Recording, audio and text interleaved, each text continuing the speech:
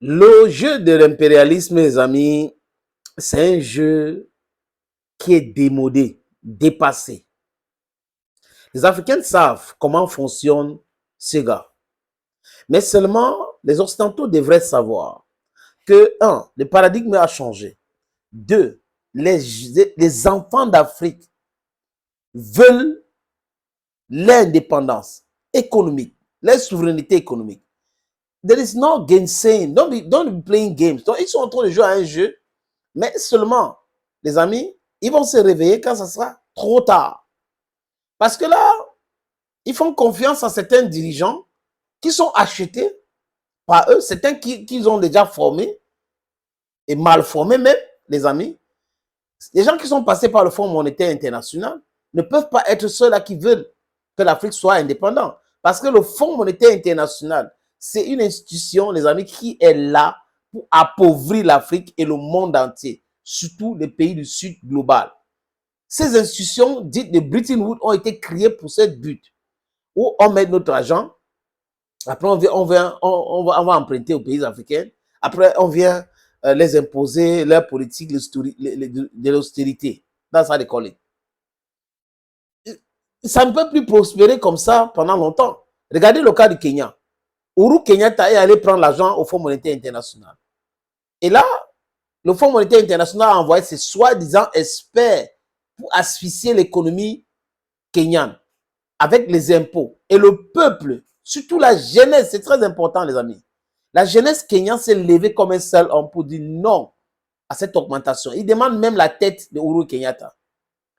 Les dirigeants africains actuels devraient comprendre ce message, le message que nous vous envoyons là. Écoutez ça très bien. Ce n'est pas la blague. Ce n'est pas l'époque où vous utilisez l'armée pour... Non, c'est fini cela.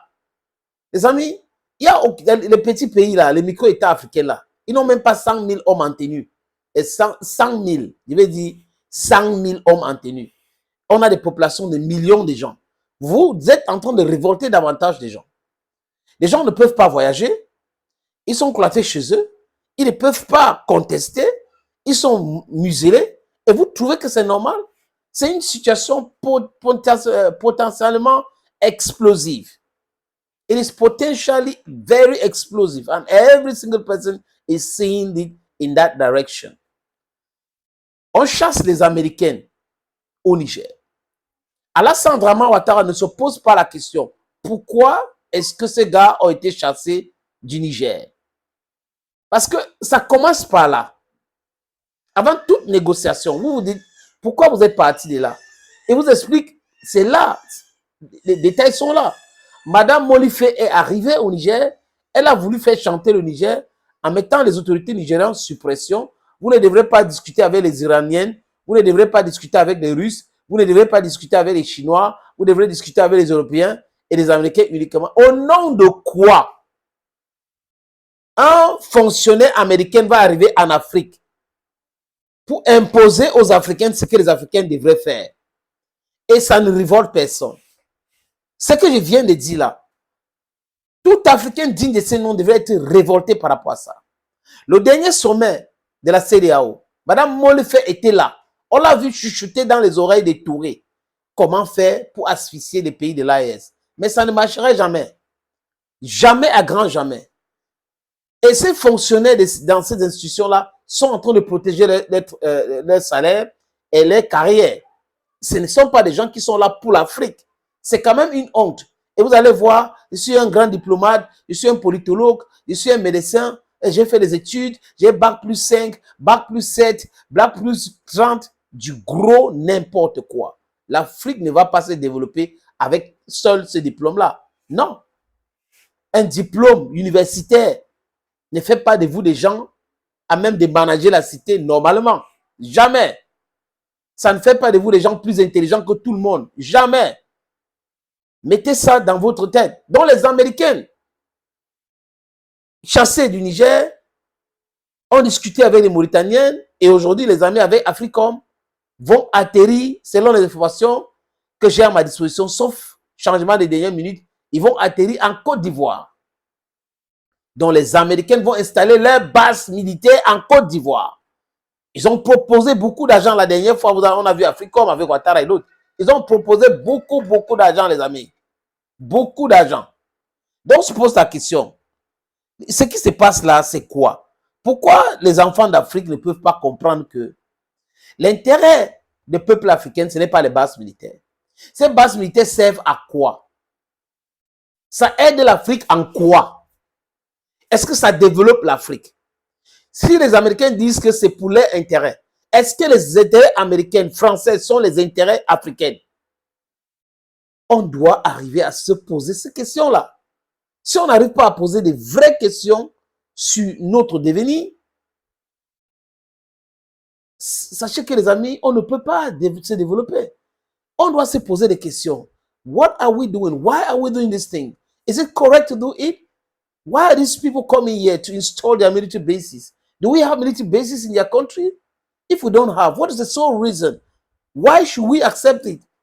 Parce que là, vous regardez les petits billets de banque là, que certains fonctionnaires vont prendre pour vendre un pays. Mais rassurez-vous, la Côte d'Ivoire n'appartient pas à Alassane Draman Ouattara. Je répète, la Côte d'Ivoire n'appartient pas à Alassane Draman Ouattara. Ça appartient aux Ivoiriens. Et les Ivoiriens ne sont pas d'accord avec Alassane Draman Ouattara. Du tout. Quand Ibrahim Traoré disait l'autre jour que la Côte d'Ivoire a un centre pour déstabiliser le Burkina Faso, vous n'avez pas compris? Ce sont ces bases militaires françaises, américaines qui sont là pour entraîner les terroristes et créer du désordre au Burkina Faso et au Mali. Donc, ils ont, c'est-à-dire qu'ils ont pris le caillou, l'oiseau de Dieu a vu. Et du côté du Bénin, c'est pour déstabiliser le Niger. Donc, ils sont en train de se préparer pour casser la Confédération des États du Sahel. Est-ce qu'ils vont réussir? That is the question we're asking ourselves. But reassure, you will never succeed because the people of Niger, the people of Burkina Faso, the people of Mali, they are united as one man. They know the implications of what is happening in their country. They want to develop their country. They want this continent to be united. They want this continent to develop. We cannot develop we don't even own our own money. The money we are using belongs to France. It belongs to France. France even prints the money. You have 14 countries, 10, that are using France CFA.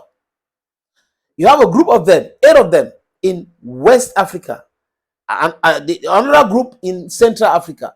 But this same money cannot be used. If you go to Côte d'Ivoire, par exemple, les amis, vous ne pouvez pas utiliser le franc CFA comme utilise en Afrique centrale là-bas. Qu'est-ce qui explique ça?